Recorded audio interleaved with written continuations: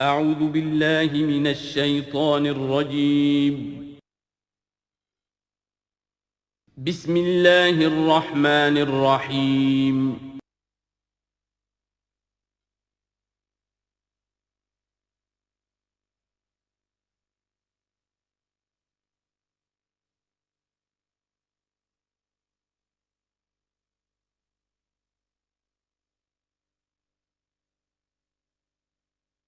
نحمده ونصلي على رسوله الكريم اما بعد فاعوذ بالله من الشيطان الرجيم بسم الله الرحمن الرحيم يا ايها الذين آمنوا اتقوا الله حق تقاته ولا تموتن الا وانتم مسلمون واعتصموا بحبل الله جميعا ولا تفرقوا واذكروا نعمة الله عليكم اذ كنتم اعداء فألف بين قلوبكم فأصبحتم بنعمته إخوانا وكنتم على شفا حفرة من النار فأنقذكم منها كذلك يبين الله لكم آياته لعلكم تهتدون ولتكن منكم أمة يدعون إلى الخير ويأمرون بالمعروف وينهون عن المنكر وأولئك هم المفلحون صدق الله العظيم رب اشرح لي صدری ویسر لی امری واحلل عقدۃ من لسانی یفقہوا قولی۔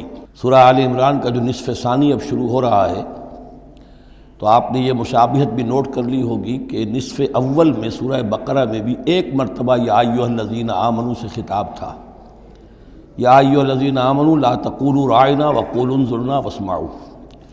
اسی طرح سورہ آل-عمران کے نصف اول میں بھی ایک آیت وہ اوپر آ چکی ہے کہ یا ایھا الذین آمنوا ان تطیعوا فریقا من الذین اوتوا الکتاب یردوکم بعد ایمانکم کافرین۔ لیکن اصل خطاب جو ہے مسلمانوں سے شروع ہو رہا ہے وہ 11ویں رکوع سے، اور یہاں پر اصل میں ایک سہ نکاتی لائحہ عمل دیا جا رہا ہے امت کو۔ ظاہر بات ہے کہ یہ امت اب ہمیشہ قائم رہنے والی ہے قیامت تک، اور اس میں زوال بھی آئے گا، اور اللہ تعالیٰ لوگوں باہمت لوگوں کو بھی پیدا کرے گا، اولو العزم لوگوں کو پیدا کرے گا، جیسا کہ ہمیں معلوم ہے مجددین امت اٹھتے رہے ہر صدی کے اندر۔ لیکن جب بھی کوئی کام دین کی تجدید کا ہو، دین کو اثر نو تازہ کرنے کی کوشش ہو، دین کو قائم کرنے کی جد و جہد ہو، تو اس کا ایک لائحہ عمل ہوگا۔ وہ لائحہ عمل ہے جو ان 3 آیات میں جو ابھی میں نے آپ کو پڑھ کر سنائی ہیں نہایت جامعیت کے ساتھ سامنے آیا ہے۔ اور یہ حسن اتفاق ہے کہ یہ 3 آیات ہیں، جیسے سورۃ العصر 3 آیات ہیں، ایسے یہ 3 آیات ہیں نہایت جامع۔ اس میں پہلا نقطہ کیا ہے؟ جب بھی کوئی کام کرنا ہے سب سے پہلے افراد کی شخصیت سازی، کردار سازی۔ یا ایھا الذین آمنوا اتقوا اللہ حق تقاتہ، اہل ایمان اللہ کا تقوی اختیار کرو جتنا کہ اس کے تقوی کا حق ہے۔ وَلَا تَمُوتُنَّ إِلَّا وَأَنْتُمْ مُسْلِمُونَ، اور دیکھنا ہرگز موت نہ آنے پائے مگر فرما برداری کی حالت میں۔ یہ سب سے گاڑھی آیت ہے قرآن مجید میں تقوی کی تلقین کے لیے۔ اللہ کا حق جتنا ہے اتنا تقوی۔ اس پر صحابہ گھبرا گئے کہ یا رسول اللہ کا حق کون ادا کر سکتا ہے؟ پھر جب آیت اتری ہے سورہ تغابن کی کہ فاتقوا اللہ ما استطعتم، اپنی امکانی حد تک تقوی اختیار کرو، تب ان کی جان میں جان آئی۔ ساتھ ہی ہے کہ مت مرنا مگر حالت فرما برداری میں۔ کیا معنی ہے؟ کوئی پتہ نہیں کس لمحے موت آ جائے، کوئی لمحہ نافرمانی میں نہ گزرے مبادا موت کا ہاتھ اسی وقت آ کر تمہیں دبوچ لے۔ اس طرح کی شخصیتیں اگر پہلے نہ بنی ہوں تو کوئی کام نہیں ہو سکتا۔ پہلے کردار سازی افراد کی۔ اب جب یہ کردار سازی ہو، دوسرا مرحلہ کیا ہے؟ وَاعْتَصِمُوا بِحَبْلِ اللَّهِ جَمِيعًا وَلَا تَفَرَّقُوا، ایک اجتماعیت اختیار کرو، اللہ کی رسی کو مضبوطی سے تھام لو مل جل کر، اور تفرقے میں مت پڑو۔ یہاں چونکہ اس سے پہلے جو رکوع ختم ہوا ہے وَمَن يَعْتَصِم بِاللَّهِ، جو اللہ تعالیٰ سے چمٹ جائے، اللہ کی حفاظت میں آ جائے، فَقَدْ هُدِیَ إِلَىٰ صِرَاطٍ مُسْتَقِيمٍ۔ اور سورہ حج کی آخری آیت میں بھی یہ لفظ آیا ہے فَأَقِیمُوا الصَّلَاةَ وَآتُوا الزَّکَاةَ وَاعْتَصِمُوا بِاللَّهِ۔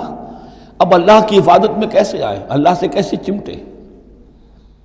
اس کے لیے فرمایا وَاعْتَصِمُوا بِحَبْلِ اللَّهِ، اللہ کی رسی سے چمٹ جاؤ، اللہ کی رسی کو مضبوطی سے تھام لو۔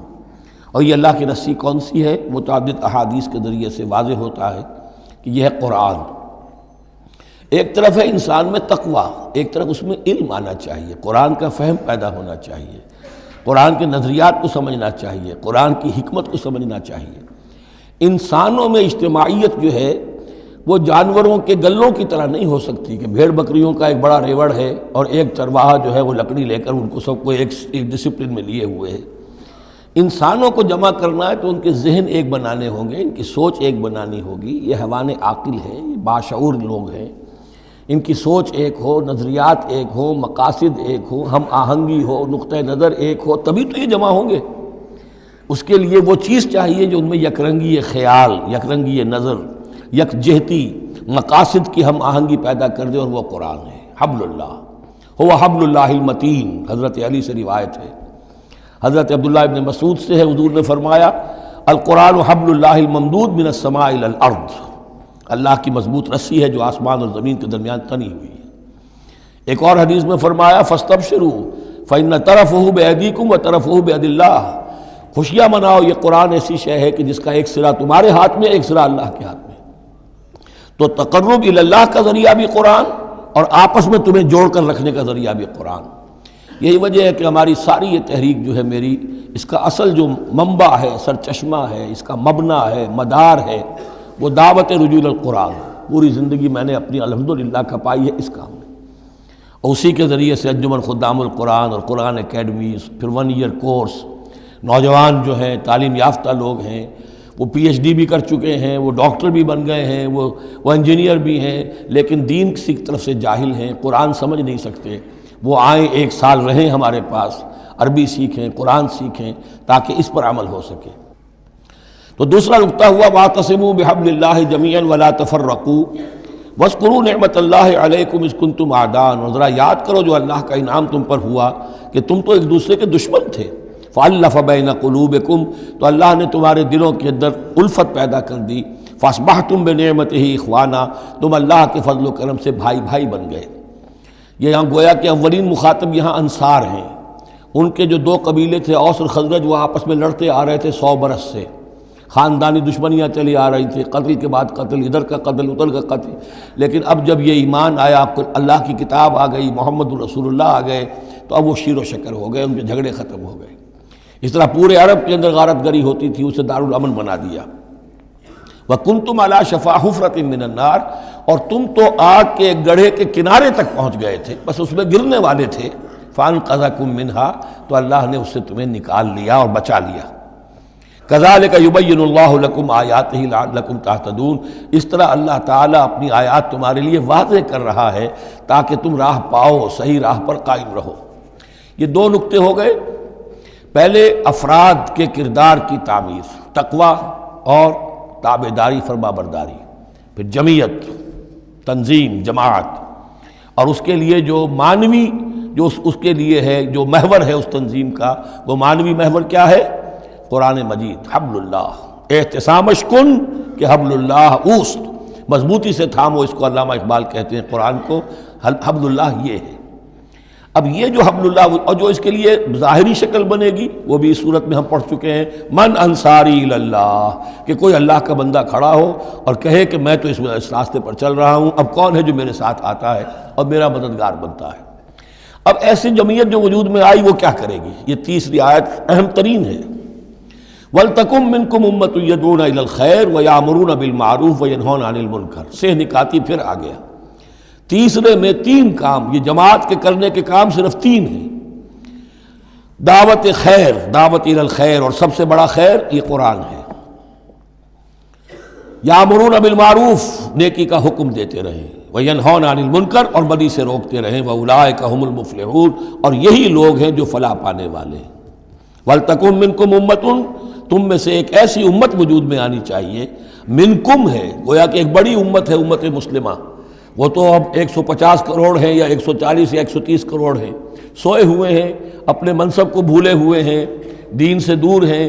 تو اب اس امت کے اندر چھوٹی امت بنے، ایک جماعت بنے، وہ جماعت اپنے ذمے یہ کام لے لے، جاگو اور جگاؤ، جو ہمدرد کا ایک جو نعرہ ہے کہ اب جاگو اور جگاؤ، اللہ نے تمہیں جاگنے کی صلاحیت دے دی، اب اوروں کو جگاؤ، اور اس کے لیے طاقت فراہم کرو، ایک جماعت بناؤ۔ وَلْتَكُن مِّنكُمْ أُمَّةٌ يَدْعُونَ إِلَى الْخَيْرِ وَيَأْمُرُونَ بِالْمَعْرُوفِ وَيَنْهَوْنَ عَنِ الْمُنكَرِ وَأُولَٰئِكَ هُمُ الْمُفْلِحُونَ۔ یہی لوگ فلاح پانے والے ہیں۔ وہ بڑی امت کروڑوں کی جو ہے جو یہ کام نہیں کرتی، وہ فلاح کی امید میں اگر ہے اور نجات کی امید میں ہے تو ایک امید موہوم ہے۔ فلاح پانے والے صرف یہ لوگ ہوں گے، اولئک ھم المفلحون۔ اب اسی میں آگے چل کر میں نے جو منہج انقلاب نبوی ہے اس میں یہ بات واضح کی ہے کہ جب کوئی انقلاب کے لیے آخری اقدام ہوگا وہ بھی نہی عن المنکر بالید، اس لیے کہ حدیث میں حضور نے نہی عن المنکر کے 3 مرتبے بیان کیے ہیں۔ ابو سعید خدری رضی اللہ عنہ سے روایت ہے، من رآ منکم منکرا فلیغیرہ بیدہ فإن لم یستطع فبلسانہ فإن لم یستطع فبقلبہ وذلک اضعف الایمان، رواہ مسلم رحمہ اللہ۔ تم میں سے کوئی شخص کسی منکر کو دیکھے، اس کا فرض ہے اسے طاقت سے، زور سے، ہاتھ سے بند کرے، روکے، بدلے۔ اگر اس کی طاقت نہیں ہے تو زبان سے تو کہے، اس کی بھی ہمت نہیں ہے تو دل میں نفرت ضرور رکھے، اور یہ ایمان کا کمزور ترین درجہ ہے۔ نفرت بھی ختم ہو گئی، وائے ناکامی متاع کارواں جاتا رہا، کارواں کے دل سے احساس زیاں جاتا رہا تو اب کوئی ایمان نہیں۔ ہاں دل میں نفرت ہے تو اگلا قدم اٹھاؤ، زبان سے کہنا شروع کرو، بھائی یہ چیز غلط ہے، یہ حرام ہے، یا اللہ نے اس کو حرام ٹھہرایا ہے، مت یہ کام کرو۔ لیکن ساتھ ہی اپنی طاقت بناتے جاؤ، ایک جماعت بناؤ، قوت بناؤ۔ جب وہ طاقت ہو جائے اب کہو کہ اب یہ نہیں کرنے دیں گے، پھر وہ ہوگا نہی عن المنکر بالید، طاقت کے ساتھ۔ یہ ہوگا انقلاب کا جو ہے آخری مرحلہ۔ تو یہ 3 آیتوں کے اندر عظیم ہدایت ہے، پورا لایا عمل ہے، اسی میں منہج انقلاب نبوی کا جو آخری اقدامی عمل ہے وہ بھی پوشیدہ ہے۔ وَلَا تَكُونُوا كَالَّذِينَ تَفَرَّقُوا وَاخْتَلَفُوا مِن بَعْدِ مَا جَاءَهُمُ الْبَيِّنَاتُ، اور ان لوگوں کی طرح نہ ہو جانا جو متفرق ہو گئے، فرقوں میں بٹ گئے اور انہوں نے اختلافات پیدا کر لیے اس کے بعد کہ ان کے پاس واضح تعلیمات آ گئی تھیں۔ اولئک لہم عذاب عظیم، ایسے لوگوں کے لیے تو بہت بڑا عذاب ہے۔ یوم تبیض وجوہ وتسود وجوہ، اب یہ آخرت کا ذکر ہے، جس دن کے بعض چہرے جو ہیں بڑے روشن اور تابناک ہوں گے اور بعض چہرے جو ہیں وہ سیاہ ہوں گے۔ فاما الذین اسودت وجوہہم، تو جن لوگوں کے اس دن چہرے سیاہ ہوں گے وہ کون ہوں گے؟